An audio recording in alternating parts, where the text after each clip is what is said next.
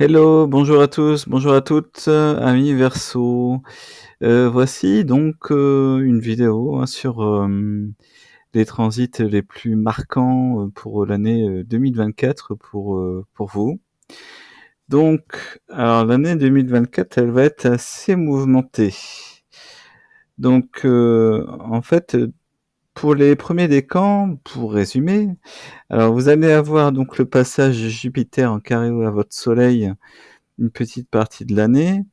Et la deuxième partie de l'année, vous allez l'avoir en trigone. Donc voilà, ça va être un peu compliqué en début d'année, mais après ça va nettement s'améliorer.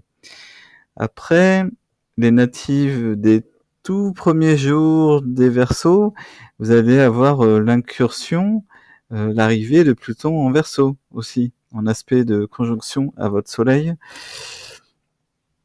Donc, qui va faire, les derniers allers-retours, entre le Capricorne et le Verseau, ça va faire des allers-retours, des rétrogradations et pour après y rester, pendant, une vingtaine d'années en Verseau. Pluton en Verseau, ça va rester 20 ans. Donc, voilà, il faudra vous préparer. Donc après, le Verseau, le deuxième décan, vous allez avoir donc, ben, de toute façon, c'est tout le signe, en fait, pour être clair. C'est tout le signe. La première partie, vous allez avoir Jupiter carré au Soleil, déjà, parce qu'il est en Taureau actuellement. Et la deuxième partie de l'année, vous allez l'avoir en Trigone, parce qu'il va passer en Gémeaux. Donc ça, c'est plutôt bon. Donc pour les natifs des deuxième et troisième décans, c'est pareil aussi. Et là, pour le coup, également pour les natifs des deuxième et troisième décans, vous allez avoir le carré d'Uranus à votre Soleil. Donc Uranus, c'est quand même votre planète maîtresse. Et là, du coup, il est pas très à l'aise en signe du Taureau, parce que le Taureau, c'est un signe en carré avec le vôtre, donc ça va être un peu tendu. Donc il faudra vous préparer à ça aussi. Donc, après, au niveau des rétrogradations cette année, des planètes personnelles, donc on a Mercure qui va rétrograder en Sagittaire à la fin de l'année 2023 et également tout début d'année 2024. Pour repartir en mouvement direct à 22 degrés 11 du Sagittaire le 2 janvier, donc un signe en harmonie avec le vôtre, hein, et donc ce sera un aspect positif avec le troisième décan. Idem en avril, avec la rétrogradation de Mercure en signe du Bélier du 1er au 25. Donc le 1er avril, il sera en mode rétrograde à 27 degrés 13 et il va arriver à 15 degrés 59 du Bélier le 25. Il repartira en mouvement direct. Donc ce sera les personnes du deuxième et troisième décan qui vont être impactées de façon positive, hein, bien sûr. Après, vous allez avoir encore une rétrogradation de Mercure le 5 août à 4 degrés 06 de la Vierge, donc pas d'impact particulier. Mais Mercure va changer de signe, du coup, en rétrogradant. Il va repasser en signe du Lion.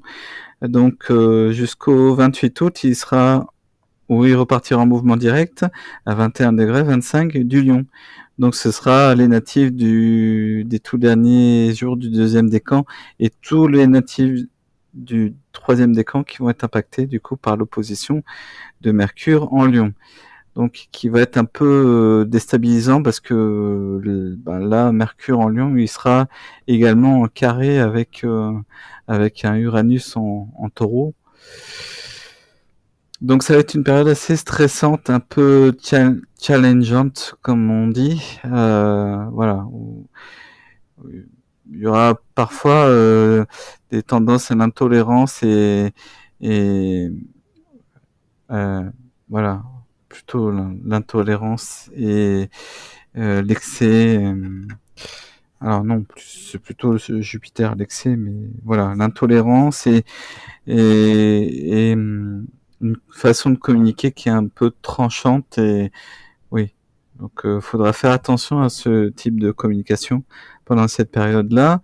Et en fin d'année, du 26 novembre au 15 décembre, vous aurez le Mercure en Sagittaire, donc qui sera rétrograde à 22,40 du signe du Sagittaire le 26 novembre, et qui reprendra sa marche directe le 15 décembre à 6,24 degrés. Donc là, pour le coup, ce sera l'intégralité du signe qui sera impactée de façon positive par ce Mercure en Sagittaire. Donc un sextile. Ensuite, Vénus, elle va pas rétrograder cette année, donc vous êtes tranquille. Et Mars va rétrograder quant à lui à partir du 6 décembre à 6,10 degrés du Lion. Donc en pleine opposition à votre Soleil, les natifs du premier décan et un tout petit peu les natifs du deuxième décan. Donc attention aux réactions, aux réactions un peu trop virulentes, à l'agressivité, à l'impulsivité, essayez de vous contenir, essayer de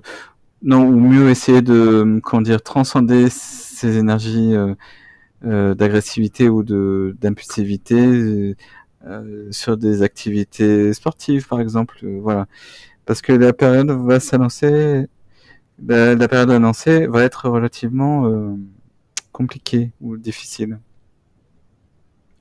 Donc voilà, soyez prudents et prudentes aussi. Donc là, on va s'occuper de Jupiter. Donc Jupiter pour les 3 décans qui va être en aspect dissonant la première partie de l'année et après il sera en aspect harmonieux. Donc, voyons ce qu'il dit.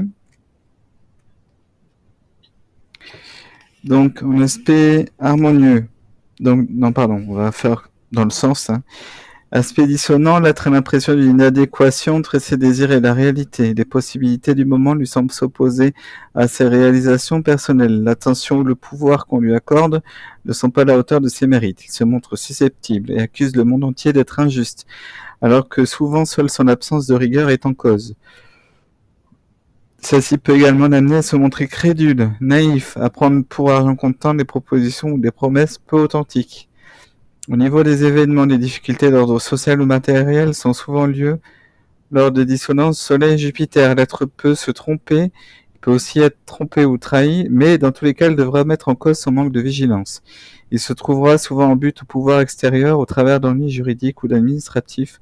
Il peut y avoir des ruptures de contrat ou des associations nocives, des retours de bâton concernant les erreurs, les négligences ou les éventuelles malversations. Lorsque les occasions d'affirmation se produisent, elles se révèlent souvent contraires à la déontologie du sujet, l'exposent à des compromis délicats ou sont finalement décevantes. Donc au niveau du sens, si Jupiter se fâche, c'est que vous avez quitté le droit chemin, soit volontairement, soit par aveuglement ou simple étourderie, efforcez-vous de demeurer dans le cadre des règles et des lois supérieures de la vie, soyez fidèles à vos exigences profondes, ne prenez pas d'engagement que vous ne sauriez tenir. Au niveau de la compensation, il faut savoir résister à la facilité. Donc ça, c'est la première partie. Ensuite, comme je vous ai dit, Jupiter va passer en Gémeaux vers mai-juin. Et là, par contre, il sera en excellent aspect avec votre Soleil. Donc ça, il faut prendre.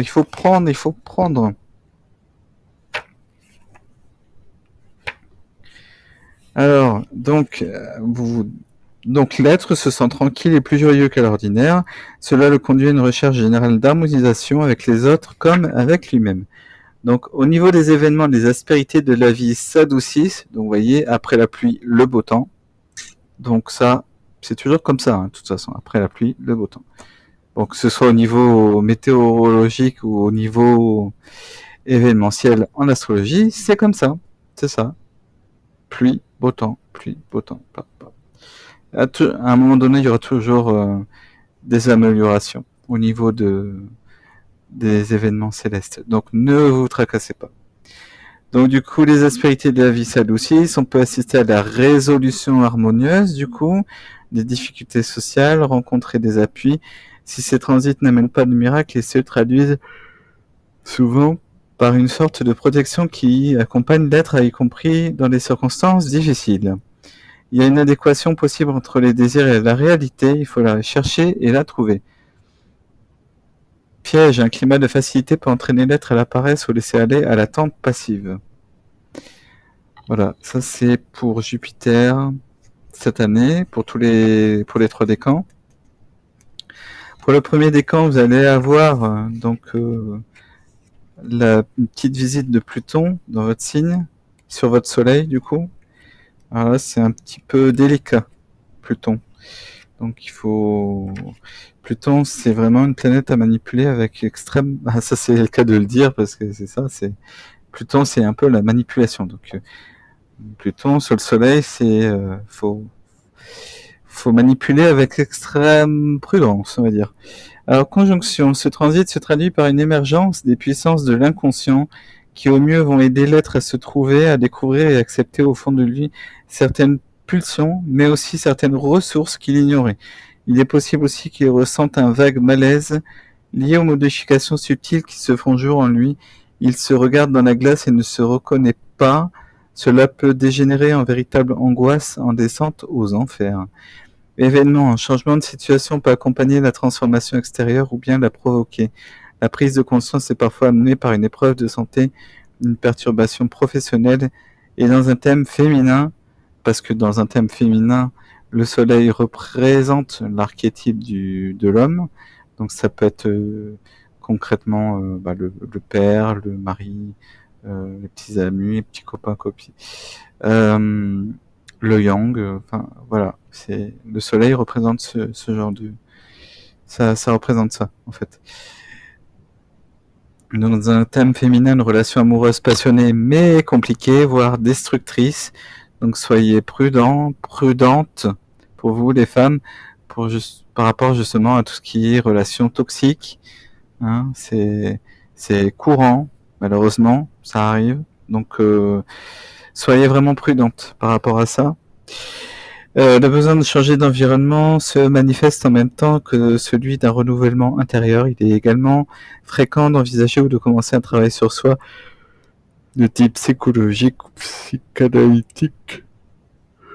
Cette façon d'aller au fond de soi, donc au fond du problème. Donc au sens, au cours de son long chemin vers la réincarnation décrit dans le livre des morts tibétains, l'âme du mort va rencontrer des monstres effrayants. Une voix lui dira « Sache qu'ils sont une personnification de ton propre intellect. Dès que tu les auras reconnus, tu seras délivré. » En quelque sorte, l'être doit accepter et transcender son côté obscur. Donc, effet pervers, ce transit n'a pas d'effet pervers, il a plutôt quelque chose de fatal, d'inéluctable. C'est en cherchant à l'éviter que l'on crée les vrais problèmes.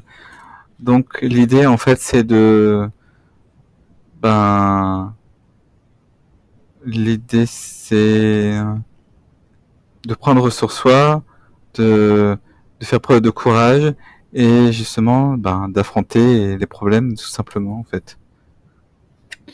Donc voilà, natif du premier décan, c'est ce qui vous attend. Pour le deuxième décan, vous allez avoir le carré d'Uranus à votre soleil. Les deux derniers décans en fait, les deuxième et troisième décans, vous allez avoir le carré d'Uranus. Uranus qui est votre planète, donc vous la connaissez bien cette planète Uranus du coup. Vous casse les pieds un petit peu, mais bon, ça vous dérange pas, vous aimez bien quand même les changements. Donc là, qu'est-ce que ça veut dire concrètement? Au niveau de l'humeur, elle est très proche de celle décrite en ce qui concerne la conjonction, avec une note excès d'impatience, d'intolérance, d'agacement face à tout ce qui est ressenti comme entrave à la liberté. Cela se résume en quelques mots, ça passe ou ça casse. L'être prêt à prendre tous les risques pour se trouver ou trouver son terrain d'élection. Donc au niveau des événements, la notion de perturbation ou de changement inattendu dans l'existence, la personnalité, la destinée en général se trouve ici accentuée. Il peut s'agir d'un virage à prendre à 180 degrés, lié aux décisions d'une autre personne, donc extérieure à vous. En fait, c'est une décision qui est extérieure à vous. Ou bien d'un choix personnel dont les conséquences sont bouleversantes ou difficiles à assumer. Donc les ruptures sont fréquentes sous cette influence conjugale, surtout dans un thème féminin, mais aussi professionnel, social.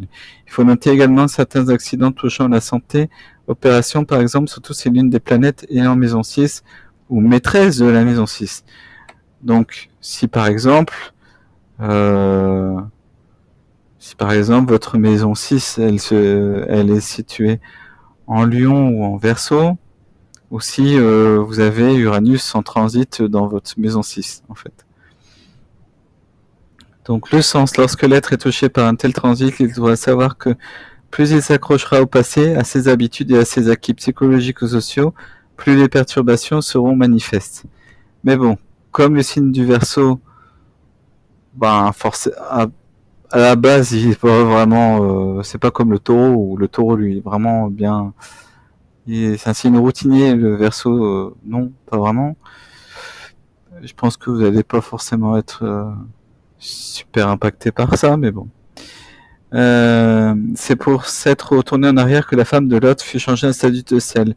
Uranus, il ne faut jamais l'oublier, parle d'avenir. Compensation, lorsqu'une chose est détestable et cependant inévitable, il faut trouver le biais par où l'aimer. Autrement dit, en cherchant bien, vous trouverez quelle prison Uranus a détruite, même s'il a fait sauter votre fauteuil préféré en même temps. Donc voilà, chers amis, Verseau, les transits les plus marquants pour l'année 2024. J'espère que la vidéo vous aura plu. Si elle vous a plu, n'hésitez pas à mettre un pouce bleu pour dire que vous avez aimé, et abonnez-vous aussi à ma chaîne. Et je vous invite sincèrement à consulter aussi d'autres chaînes YouTube qui parlent de ces sujets-là, d'astrologie, parce qu'il y en a énormément qui sont hyper bien faites. Donc justement pour démystifier l'astrologie. Donc voilà, parce que l'astrologie c'est pas seulement que des prévisions du soleil comme ce que je fais actuellement, c'est vraiment très très très, c'est plus précis que ça. J'ai l'air un peu redondant comme ça, mais bon, c'est vrai, c'est plus précis que ça. Il y a pas que le soleil, il y a l'ascendant qui rentre en ligne de compte, la Lune, Vénus, Mars, Mercure, là pour les planètes personnelles, et puis après pour les planètes sociales, Jupiter, Saturne, les planètes collectives, Uranus, Neptune, Pluton. Donc voilà, vous avez ces planètes-là aussi dans vos thèmes, bien qu'ils sont placés différemment. Donc ouais, et puis en plus vous avez à votre disposition sur internet pas mal de sites qui vous permet justement d'établir votre thème astral avec justement la position de vos planètes. Donc bon, ça peut être enrichissant pour vous, voilà, de connaître tout ça. Donc je vous souhaite une belle journée, merci de votre écoute et puis peut-être à bientôt.